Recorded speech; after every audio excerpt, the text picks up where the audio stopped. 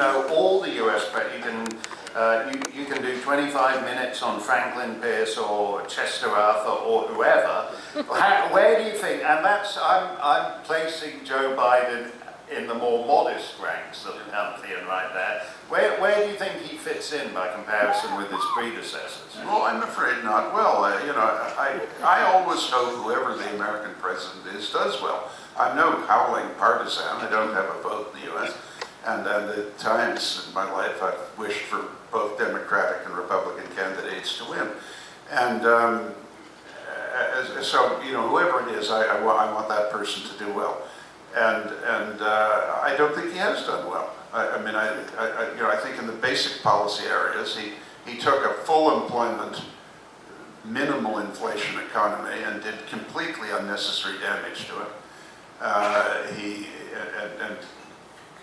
Practically every household in the United States today has less disposable income than it had then, 3 or 4 years ago.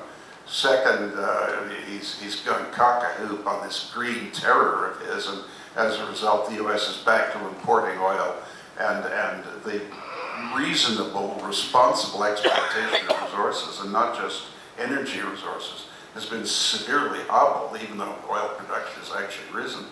But the country's back to being an oil importer, he's tried to propagate this fantasy that the imminent demise of the world for reasons of climate change must take precedence over the welfare of the American public, trying to match its expenses to its income.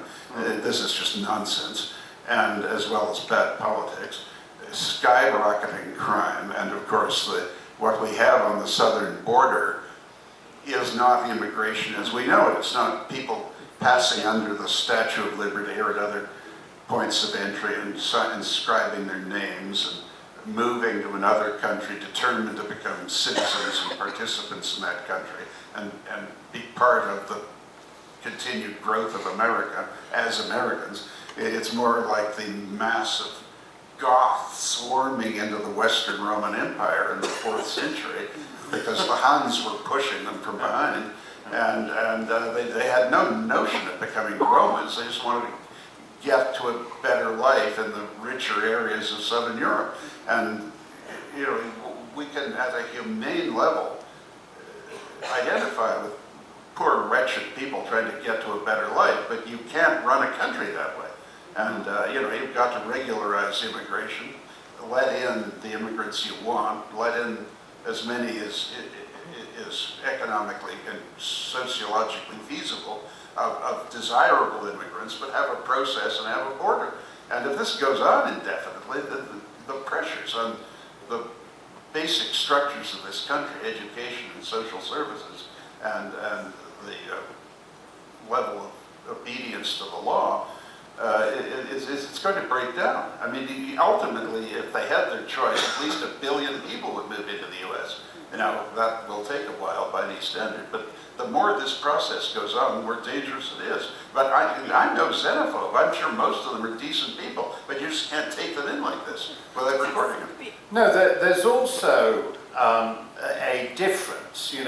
One of the features of America today is that the more lawlessness is accorded to certain groups, the more other law-abiding groups are sort of micro-regulated and harassed in every aspect of their life. So as a Canadian, as I do, that while the southern border's wide open, on the northern border, there were families in New Hampshire who like to play the bagpipes and go and participate in bagpipe competitions in the Atlantic provinces of Canada, where they like that too. And then when they come back in the car and they're crossing back into America, the bagpipes get confiscated because bagpipes are apparently regulated by the United States Department of Fish and Wildlife. I don't know which category the bagpipe comes into.